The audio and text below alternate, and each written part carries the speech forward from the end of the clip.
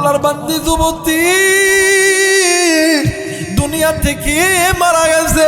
এরা বন্ধু মানুষ চলাচলের রাস্তার ভিতরে আল্লাহর বান্দি রাস্তার পাশে আল্লাহর বান্দির দাপন করছে। কিন্তু ভাই গো, যেই দিন থেকে দাপন করা হয়েছে ওই দিন থেকে মসজিদের মিনার থেকে যখনই মসজিদ আযান দেয় ওই কবর থেকে আওয়াজ আসে, কে যেন ডাক দিয়ে কই বাঁচাও বাঁচাও, আমি এই কবরের আযাব সহ্য করতে পারি না। আরে কলিজার টুকরা নীলফামারীর যুবক, কলিজার টুকরা বাবা, কলিজার টুকরা মা, আরে কলিজার টুকরা বোন, দিলটা নরম করে দিবেন। কেন আপনি কোরআন মানবেন না? কেন আপনি বাদান্নে আমার আল্লাহরে পরিচালক বানাইবেন না? কেন আপনি নবীকে নেতা বলে মানবেন না? একটু ধৈর্য ধরেন বাজান, আমাকে একটু সামনের দিকে যাইতে যান। আমি আস্তে আস্তে বলি, আপনারা একটু ধীরে ধীরে শুনে নেন রে বন্ধু। অত্র এলাকার ভিতরে দিনে তাবলীগের কিছু মানুষ এসেছে। আসার পর ওই মানুষগুলি অনেক সময় ওই পথটাকে ব্যবহার করে। মসজিদের মিনার থেকে যখন আযান দেয় ওই কবর থেকে আযাবের আওয়াজ কেমন জানি বেশি বেশি আসতেছে। এলাকার মুরব্বীদেরকে সঙ্গে লইয়া অত্র এলাকার যত বড় বড় আলেম আছে ওই আলেমদেরকে এক জায়গায় করিয়া, বন্ধুরে বাদানলে আমার ওই কবরটা খনন করার সিদ্ধান্ত হইল। কবর খনন শুরু হইল। কবরের তিন ভাগের তিন ভাগের এক ভাগ যখন কবর খনন করা হয়েছে, এমন তো সময় একজন মুরব্বী ওই কবরের ভিতরে আলো ধইরা দেখে রে, ওই কবরের ভিতরে একজন মহিলা উলঙ্গ অবস্থায় কবরের এক কন্যারে পড়ে আছে, আর এক কন্যারে ওই যুবতীর ওই কাপনের কাপড় পইরা আছে। আল্লাহর বান্দা মুরব্বী ডাক দিয়ে কই মাগো, তুমি ওই কাপড়টা দিয়ে তুমি তোমার লজ্জা স্থানকে আবরণ করে না, তুমি তোমার লজ্জা স্থানকে মানে তুমি তোমার লজ্জা স্থানটাকে দেখে নাও। মহিলা ডাক দিয়ে কই না গো চাচা না, আমি ওই কাপড় আমার গায়ে দিব না। ওই কাপড় যখনই আমার গায়ের মধ্যে দিয়ে আমার পুরো শরীরে কেমন জানি দাউ দাউ করিয়া আগুন জ্বলে। এরে কলিজার টুকরা বাইয়া, এই দুনিয়া থাকার জায়গা নয়, কেউ এই দুনিয়ায় চিরদিন থাকবো না। এই দুনিয়ার জমিনে আপনার আমার মা ছিল না, এই দুনিয়ার জমিনে আপনার আমার বাবা ছিল না, এই দুনিয়ার জমিনে আপনার আমার বন্ধু বান্ধবী ছিল না। তোমাকে আমাকে যেতে হবে এই মুহূর্তে। এই ময়দান থেকে অনেকেও বাড়িতেও চলে যাইতে পারে। এরে বন্ধু, কেউ যদি চলিয়া যাইতে চায় আপনি তাকে বাধা দিবেন না। আমি আপনাকে বলি বাইরে বাড়িতে যাইয়া কি করবা? হয়তোবা একটু আরামের ঘুম ঘুমাইবা, হয়তোবা একটু মোবাইল টিপবা, হয়তোবা তুমি স্বামী হইয়া স্ত্রীর সঙ্গে কথা বলবা, হয়তোবা স্ত্রী হইয়া স্বামীর সঙ্গে কথা বলবা। তুমি যে রাত্রি বেলা ঘুমাইবা তুমি জানো নি এই ঘুম তোমার জীবনের শেষ ঘুম হইতে পারে। হায়াত থাকলে সকালবেলা মানে হায়াত থাকলে সকালবেলা চক্ষুটা খুলতে পারে, আবার না থাকলে নাও খুলতে পারে। এসেছেন নাকি কামাই করার জন্য? কেন আপনি কোরআনুল কারীম থেকে মুখটা ফিরে নিয়ে যাবেন? এরা বন্ধু, এই দুনিয়ার জমিনে কারদানি আদরের মা নাই রে, কারদানি বাবা নাই। বাদানে আমার ওই মা বাবার জন্য যদি একটু দোয়া করতা, এইটাও কিন্তু বাদান একটা ভালো আমল হইতো। আমার আল্লাহ ওই মা বাবার ওসিলায় দোয়া করার ওসিলায় আল্লাহ তাআলা তোমার আমার গুনাহগুলোকে মাফ করে দিবে। জোরে বলেন আল্লাহু আকবার। মুসলমান বন্ধুরি, এই অত্র এলাকার যুব সমাজের সন্তান, আমি জানি না রে এরা কোন মায়ের সন্তান, এদের মা বাবা কত বড় ভাগ্যবান, যেই মায়ের সন্তানগুলি ইচ্ছা করলে এই জায়গার মধ্যে কনসার্ট লাগাইতে পারত, যেই মায়ের সন্তানগুলি ইচ্ছা করলে এই জায়গার ভিতরে নর্তকী আইনা নাচাইতে পারত। কিন্তু না না, এই আল্লাহ এই আল্লাহর বান্দা যুবকগুলো এরা স্মরণ করছে ওই নর্তকীর নাচটা ওইটা হইল বাঁকা পথ, ওই কনসার্ট করা ওটা হইল বাঁকা পথ, আর আল্লাহর কোরআনের দাওয়াত হইল জান্নাতের পথ। একটু আওয়াজ করে বলেন সুবহানাল্লাহ। এই যুবকগুলো বুঝে গেছে যে এই পথটাই জান্নাতের পথ। কথা বলেন, যারা বলেন। আর আল্লাহর কোরআন ছাড়া এই পৃথিবীতে আপনাকে আমাকে সমানভাবে কেউ চালাইতে পারবে? যারা বলেন পারবে না।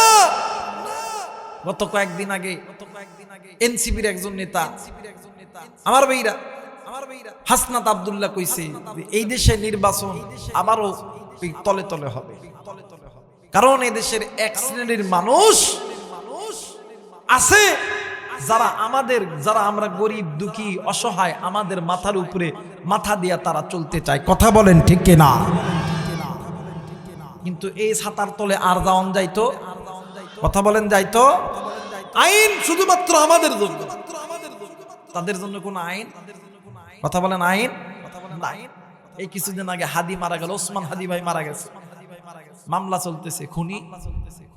কথা কেন খুনি নাই? গত একদিন আগে বাংলাদেশ জাতীয়তাবাদী স্বেচ্ছাসেবক দলের একজন ভাই মোসাদ্দিক ওকে গুলি করে মারছে। আবার ওই দলের নেতারাই কই এটা একটা বিচ্ছিন্ন ঘটনা। কথা কয় না কে বাইরে? এটা যদি বিচ্ছিন্ন ঘটনা হয়, যেই মোসাদ্দিক ওই স্বেচ্ছাসেবক দল করতে করতে নিজের অর্থ সম্পদ সবকিছু বিলীন করছে, আজকে ওই মোসাদ্দিক যখন একটা উচ্চ পর্যায়ে যাবে তখন তাকে গুলি করে মারা হলো। আমরা ওই মুসাব্বিরকে আমরা চাই। কথা বলেন ঠিক কিনা? এদেশ আইন আমাদের জন্য, ধনীদের জন্য না। কথা কয় না কে? এই জন্য যদি আইন যদি সকলের জন্য সমান আইন করতে চান, আল্লাহর কোরআন ছাড়া অন্য কোন পথ, কথা বলেন অন্য কোন পথ, এই কোরআনের পথটাই জান্নাতের পথ। কথা বলেন ঠিক কিনা?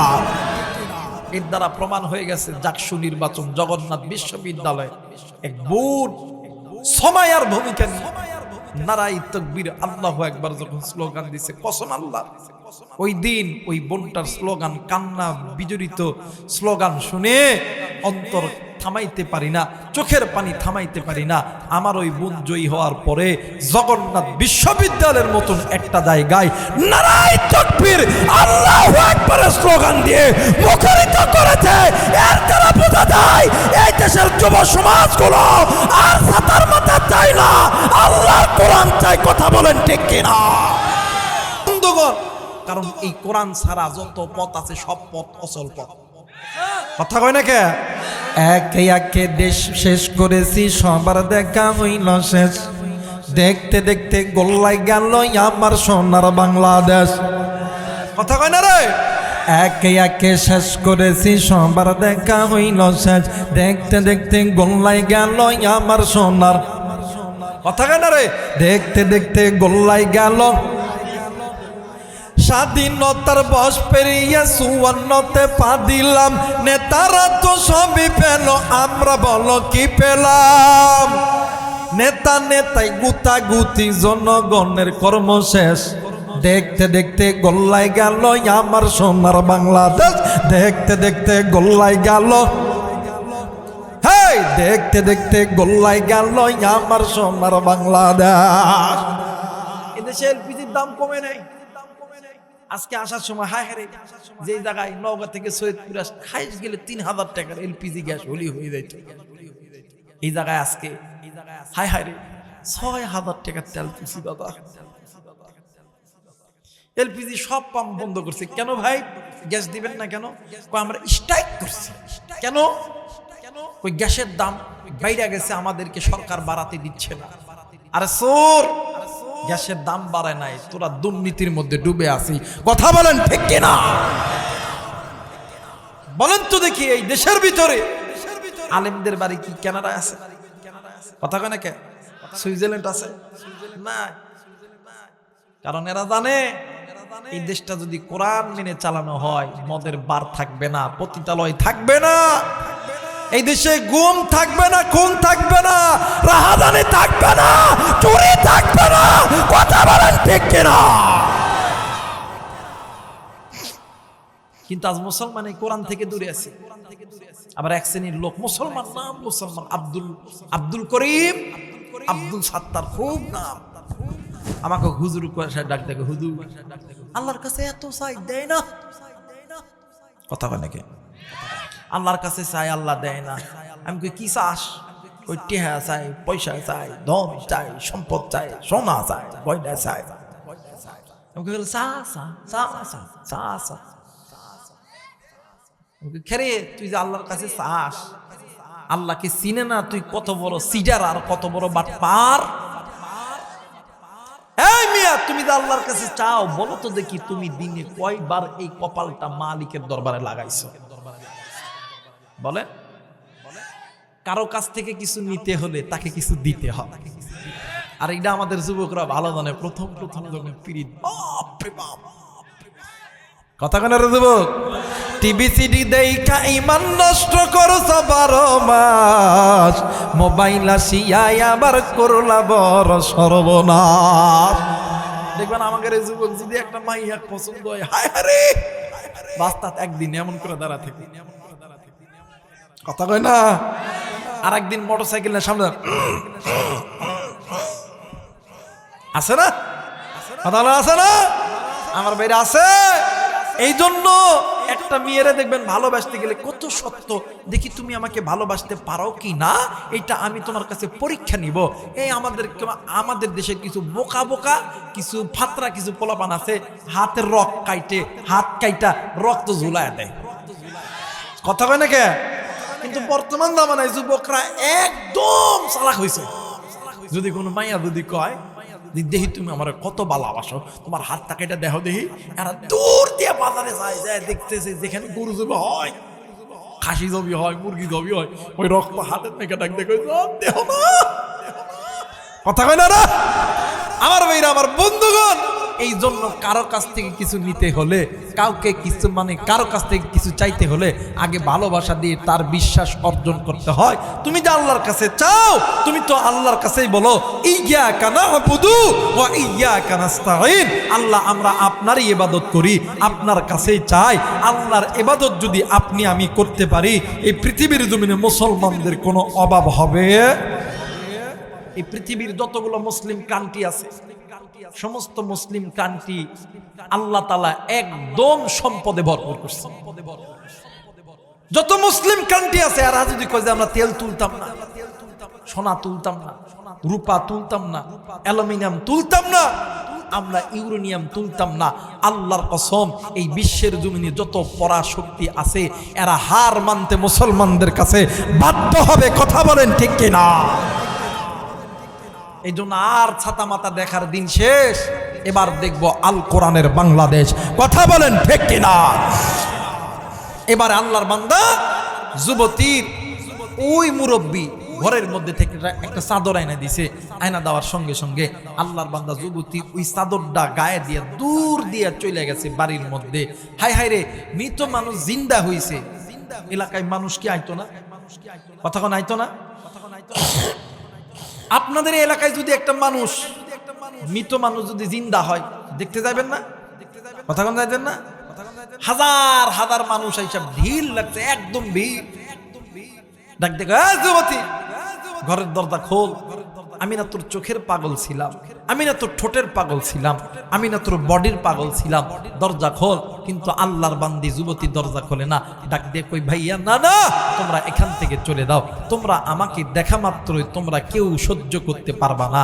ওই তৎনীন্তন সময়ে এক ধনী পরিবারের এক যুবক সন্তান আয়শা ডাক দেখে, এই যুবতী, আমি তোর পিছনে কোটি কোটি কোটি কোটি টাকা খরচ করছি, স্বর্ণ মুদ্রা খরচ করছি, আজকে একটা পলক হলেও তোর চেহারা আমি দেখে যাব।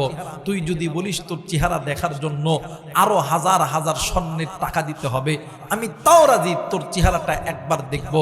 যুবতী ডাক দিয়ে কই, না গো ভাইয়া না, তুমি আগে আমারে দেখছো, এতে আমার কোনো আপত্তি ছিল না, কিন্তু এখন আমার চেহারা তুমি দেখো না, কারণ এই চেহারা দেখলে তুমি কোনোদিন ঠিক থাকতে পারবা। আল্লাহর বান্দা যুবক এক লাঠি দিয়ে ঘরের দরজা ভাঙছে। এ ভাই কথা কিনলে আমার ভাইরা একটু লক্ষ্য করেন, আল্লাহর বান্দা যুবক এক লাথি দিয়ে ঘরের দরজা ভাঙ্গা দেখে আল্লাহর বান্দি যুবতী নারী বিছানার উপরে বইসা আছে। যুবক যে এমন করে থাপ্পা দিয়ে তার মাথার কাপড় ফেলে দেওয়ার সঙ্গে সঙ্গে যুবক এক চিৎকার দিয়া জ্ঞান হারায়া জমিনের মধ্যে পইড়া গেছে। জোরে কর নাউজুবিল্লাহ। মুসলমান ভাইরা আমার, বন্ধুগণ, জ্ঞান ফেরার পর অনেক যুবক ডাক দিয়ে কই বাইরে তুমি কেন ঘরের মধ্যে গেলা, কেন তুমি আল্লাহ একবার বলার পরে কেন তুমি বেহুশ হয়ে পইরা গেলা? ওই যুবক ডাক দিয়ে কই ভাইরে আমি যখন ওই মহিলার যখন মাথায় যখন হাত দিয়ে কাপড়টা যখন টান দিলাম, মনে হয় আমি একটা লোহা দীর্ঘ সময় আগুনে থাকার কারণে লোহা যেমন তাপ হইয়া গেছে, লোহা যেমন গরম হইয়া গেছে, তেমন গরম ওই কাপড়টার মধ্যে আমার হাতে লেগেছে। এই তো দেখো না আমার এই হাতটা কেমন জানি আগুনের তাপে কেমন জানি পুড়ে গেছে। ডাক দিয়ে কই বাইরে আমি ওই যুবতীর একটা বার চেহারার দিকে নজর কইরা দেখি, আল্লাহর বান্দির যেই যুবতীর এত সুন্দর ঠোঁট, যেই ঠোঁটের উপরে রং লাগাইলে আর আমি যুবক ঠিক থাকতে পারি না, যেই যুবতীর চোখের উপরে আস্কারা মাস্কারা লাগাইলে যুবকদের ইমান নষ্ট হইয়া যাইত, আল্লাহর বান্দির যুবতীর ঠোঁট কেমন জানি বিশ্রীকর হয়ে গেছে। আল্লাহর বান্দির যুবতীর চোখখানা দুইটা চোখের ভিতর থাইকা কেমন জানি আগুনের মতন লাল টকটক করতেছে। আর আমি যেই মাথায় থেকে কাপড় টান দিছি, আমি নজর কইরা দেখি আল্লাহর বান্দির প্রত্যেকটা চুলের গোড়া দিয়া কেমন জানি ধোঁয়া উপরের দিকে উঠতেছে। মুসলমান বন্ধুরে আমার ভাইরা, আমার বাবা দিনারে, আজকে এই ময়দানে অনেক যুবক আসরে বন্ধু, আমার ভাইরা, আমার বাবা দিনারি, প্রত্যেকটা যুবকের কাছে, প্রত্যেকটা মুরব্বীর কাছে, প্রত্যেকটা মা, প্রত্যেকটা বোনের কাছে এইরকম কিন্তু বাদান একটা অ্যান্ড্রয়েড ফোন আছে। এই অ্যান্ড্রয়েড ফোনের মাধ্যমে নিমিষের মাধ্যমে আমেরিকার খবর পাওয়া যায়, জাপানের খবর পাওয়া যায়, জার্মানের খবর পাওয়া যায়, থাইল্যান্ডের খবর পাওয়া যায়, বন্ধু পুরো বিশ্বের খবর পাওয়া যায়। কিন্তু বাড়ির কাছে মায়ের কবর, ওই কবরের খবর তোমার আমার কাছে নাই। আমি জানি না রে বন্ধু, এই ময়দান থেকে কার বাগানে গুড়া লইয়া কবরে গেছে আমি জানি না। এই ময়দান থেকে কার বাবা জানি কোরআন না মেনে, আল্লাহর হুকুম না মেনে ওই কবরে গেছে রে বন্ধু।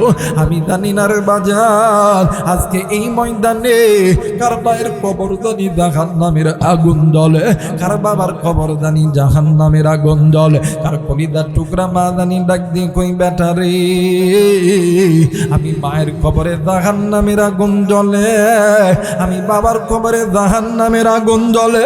শুনলে বেটা শোন, আমি মা এই কবরে জাহান্নামের আগুন সহ্য করতে পারি না, আমি বাবা এই কবরে জাহান্নামের আগুন সহ্য করতে পারি না।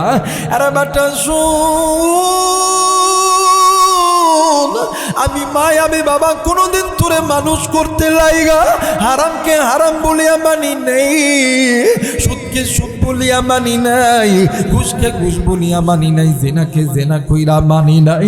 আমি মা, আমি বাবা তুই সন্তানকে doctor, engineer, army, police, BDR, RAB, তোরে আমি ব্যবসায়িক বানাইতে লাইগা, রিক্সা চালক বানাইতে লাইগা, আমি মা, আমি বাবা গুনাহের দিকে নজর করিয়া তাকাই নাই। এমন একটা সময় গেছে রে বেটা, তুই যখন ছোট্ট ছিলি, একদিন ফজরের নামাজের সময় আমি মা নামাজ আদায় করার জন্য ওদু বানাইছি নামাজে দাম। আরে বেটা ইতিমধ্যে তুই সন্তান ওয়া করে কান্না করছো, ওই দিন আমি মা ফজরের নামাজ পড়তে পারি নাই। এমনও সময় গেছে রে বেটা, আমি বাবা জোহরের নামাজ পড়ার জন্য মসজিদে যাব, ইতিমধ্যে তুই সন্তান ওয়া করে কানছস, ওই দিন দিন আমি বাবা জোহরের নামাজ পড়তে পারি নাই। এমনও সময় গেছি তুমি আমি সন্তান, তোমার আমার ডায়রিয়া, তোমার আমার নিউমোনিয়া, তোমার আমার শ্বাসকষ্ট, তোমারে আমারে বাদানে আমার নীলফামারী মেডিকেলে ভর্তি করাইছে। বন্ধুরে বাদানে আমার ওই মেডিকেলের ফ্লোরের ভিতরে তোমার আমার মা, তোমার আমার বাবা এই শীতের ভিতরে 1 দিন 2 দিন 3 দিন 4 দিন 10 দিন 20 দিন ছিল।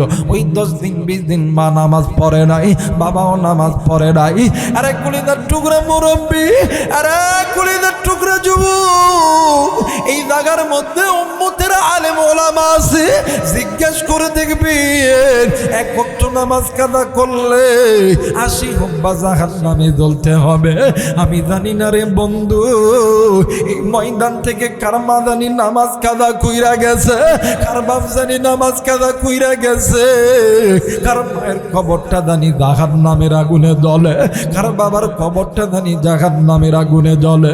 তুমি আমি সন্তান হইয়া ওই মায়ের জন্য, বাবার জন্য আমি মুসাফিরের সঙ্গে দোয়া কইরা বাড়িতে যাবে। কে কে রাজি আছেন 2 হাত উঁচু করিয়া আমার আল্লাহরে দেখায়া দাও। নারায়ে তাকবীর, নারায়ে তাকবীর। আল্লাহ গো, তুমি নজর কইরা দেখো, পিতা মাতার নেককার সন্তান হাত উঠাইছে, আল্লাহ নাফরমান বান্দা বান্দি চলিয়া গেছে। ওগো মালিক, আল্লাহ তুমি এই বান্দা বান্দিদেরকে আল্লাহ তুমি কবুল আর মঞ্জুর করে নাও। এরে মুসলমান, এইবারে আল্লাহর বান্দি যুবতী নারী কয়েকদিন পরে আবার দুনিয়া থেকে মারা গেছে। আরে বন্ধু, আল্লাহর বান্দিকে আবার ফির জানাজা কইরা কবরের মধ্যে দাফন করছে। কিন্তু ভাই গো, আল্লাহর বান্দির মা আর বাবা আলেমদের কাছে যাইয়া ডাক দি কই, হুজুর আমার সন্তান মারা গেছে, হুজুর আমার সন্তানের কবরে আযাব চলতেছে। এই পৃথিবীর জমিনে কোনো মা বাবা জানাই অবস্থায় যদি সন্তানকে কেউ যদি মারে, সন্তানকে কেউ যদি গালি দেয়, কোনো মা কোনো বাবা সহ্য করতে পারে না।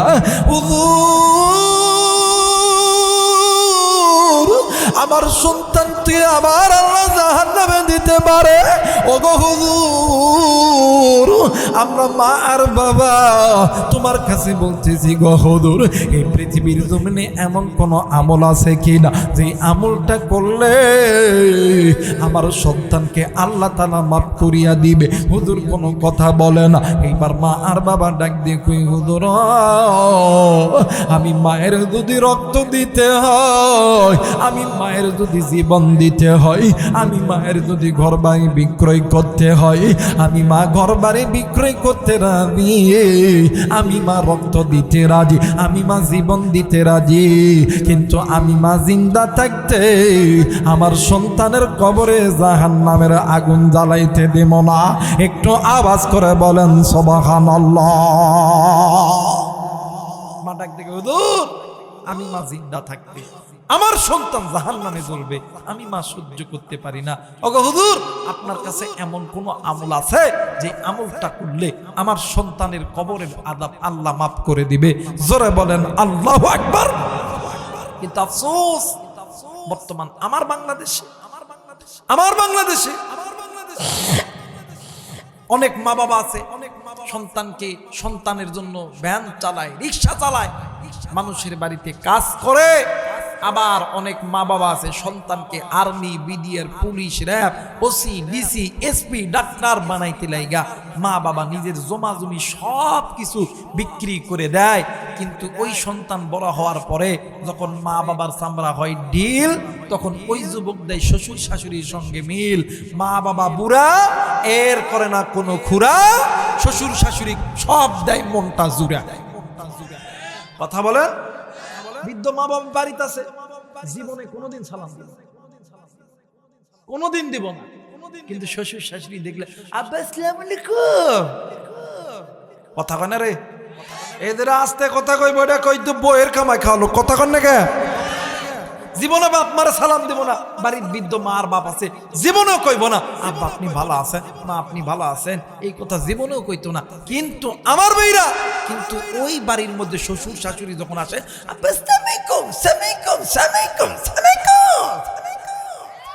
কথা কেন কে যুবকরা একটা কথা মনে করে রাখবি, ইসলাম শ্বশুর শাশুড়ির খেদমত করা ইসলাম হারাম করে নাই। তুই তোর শ্বশুর শাশুড়ির খেদমত কর, ইসলাম বাধা দেয় নাই। কিন্তু শ্বশুর শাশুড়ির আগে তুমি তোমার মা আর বাবার খেদমত করো, কারণ পিতা মাতার চেহারার দিকে তাকাইলে কবুল হজের সওয়াব পাওয়া যায়। শ্বশুর শাশুড়ির চেহারার দিকে তাকাইলে কবুল হজের সওয়াব পাওয়া যায়। কথা বলেন যায় না? এই পৃথিবীর জমিনে সকল মানুষ তোমারে আমারে ভালোবাসে স্বার্থের লোভে। স্বার্থ ছাড়া দুইজন ব্যক্তি ভালোবাসে, একজন হইল মা আর একজন হইল বাবা। এই জন্য আমার আল্লাহ কোরআনুল কারীমের মধ্যে বলেন, ওয়াকাদা রাব্বুকা আল্লা তা'বুদু ইল্লা ইয়াহু ওয়া বিল ওয়ালিদাইনি ইহসানা। আমি আল্লাহর অনুগত্য ইবাদত করার পরে তোমরা পিতামাতার প্রতি ইহসান করো, দয়া করো, মায়া করো। বান্দা তোমাদের মা বাবা যদি খুশি হইয়া যায়, আমি আল্লাহর জান্নাতের দরজার তালা খুলে যাবে। এই সমাজের ভিতরে ওই মারে অনেক যুবক কষ্ট দেয়, অনেক মুরব্বী কষ্ট দেন, ওই মা ওই বাপরে বুড়া করে গালি দেন। আর বর্তমান আমাদের সমাজের যুবকরা তো হায় হায় রে মা বাপের কাছে দোয়া নেই না। কথা কয় না? বিদেশ যাওয়ার সময় শ্বশুর শাশুড়ি আব্বা দোয়া করেন, আম্মা দোয়া করেন, দোয়া করেন, দোয়া করেন, কথা কয় না? আর বিদেশ থেকে ফেরত আসার পরে মা বাবার খোঁজ নাই। শ্বশুর বাড়ির যত দামি দামি খাবার, হাঁসের গোস্ত, মুরগির গোস্ত, ইলিশ মাছ, গরুর গোস্ত যা আছে সব শ্বশুরের বাড়ি। জোরে কয় না কে? কিন্তু মা বাবার যে বৃদ্ধ মা বাবা এই দিক খেয়াল নাই।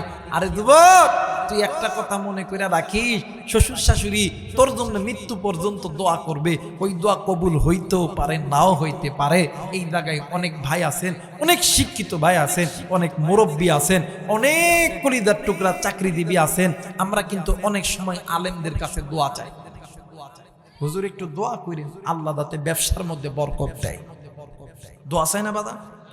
অনেক যুবক আমাদেরকে ফোন দেয়, হুজুর একটু দোয়া করেন, মনে বড় আশা, আল্লাহ যাতে আর্মি বানায়, পুলিশ বানায়, বিডিআর বানায়। বাইরে আলেমরা দোয়া করলে এই দোয়া কবুল হইতেও পারে, নাও হইতে পারে। কিন্তু আলেমদের দোয়ার আগে এই পৃথিবীর জমিনে দুইজন ব্যক্তির দোয়া আল্লাহর দরবারে কবুল। কেমনে করে বোঝামো, কে দিয়া বোঝামো? বোঝানোর কোনো ভাষা নাই, আমার কাছে এলিমও নাই, আমলও নাই।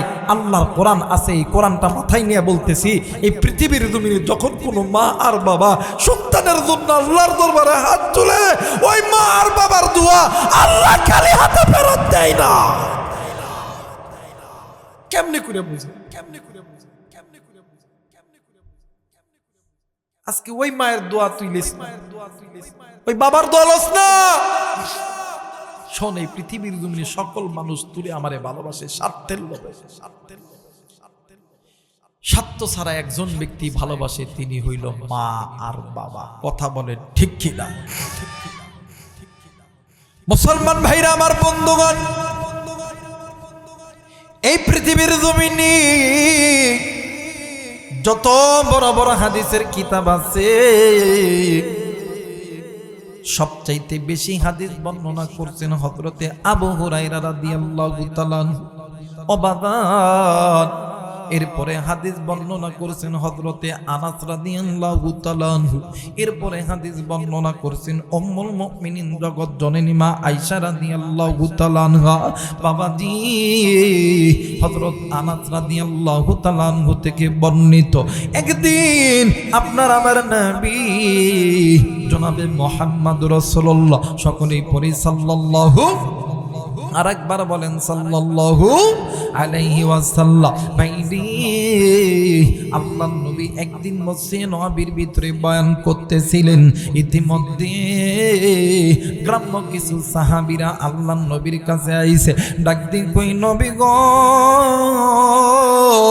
ইয়া রাসূলুল্লাহ, ইয়া হাবিবাল্লাহ, ওগো হুজুর, আপনি একটু আমাদের জন্য আল্লাহর কাছে দোয়া করবেন। আল্লাহর নবী ডাক দিয়ে কই, সাহাবী, আমি নবীর কাছে দোয়া নেওয়ার জন্য আসছো, আমি নবীও তোমাদের জন্য দোয়া করব। কিন্তু রে সাহাবী, আমি নবী দোয়া করার আগে আমি নবী তোমাদের কাছে মানে একটা প্রশ্নের উত্তর চাই। ডাক দিয়ে কই, কি প্রশ্নের উত্তর চাও বলো না? ডাক দিয়ে কই, নবী গো কি প্রশ্ন করবেন গো নবীজি বলেন না? আল্লাহর নবী ডাক দিয়ে কই, সাহাবী এই দুনিয়ার জমিনে তোমাদের মা তোমাদের বাবা জিন্দা আছে কিনা বলো না? সাহাবীরা ডাক দিয়ে কই, নবী গো এই পৃথিবীর জমিনে আমাদের মা আমাদের বাবা জিন্দা আছে। আরে নীলফামারীর বাইরা রে, কুড়িদার টুকরা সৈয়দপুরবাসী, হেড স্টাইলের বাবারা, এরে ইপিজিডের বাইরা, এরে কুড়িদার টুকরা সাহাপাড়ার যুবক বন্ধু, দিলটা নরম করে দিবে। আল্লাহ নবী যখন এই কথা শুনছে, আমার নবী বসা থেকে একবারে দাঁড়ায় গেছে। আরে বন্ধু, আল্লাহর নবীর পা থেকে মাথা পর্যন্ত পুরো শরীর রাগে লাল টকটকে হয়ে গেছে। একটু পরে আল্লাহর নবী নিচে বসিয়া একটা ছোট বাচ্চা যেমন গোমরায়া গোমরায়া কান্দে, আমার নবীও ডুকরে ডুকরে কান্দে। সাহাবীরা ডাক দিয়ে কই, নবী গো ইয়া রাসূলুল্লাহ ইয়া হাবিবাল্লাহ, আপনি নবী কেন কান্দেন গো নবীজি বলেন না? আল্লাহর নবী ডাক দিয়ে কই, সাহাবী তোমাদের কপাল কত ভালো, এই দুনিয়ার জন্য তোমাদের মা বাবা জিন্দা আছে। কিন্তু রে সাহাবী, আমি নবীদের কপাল কত খারাপ, এই দুনিয়ার জমিনে আমি নবীদের মা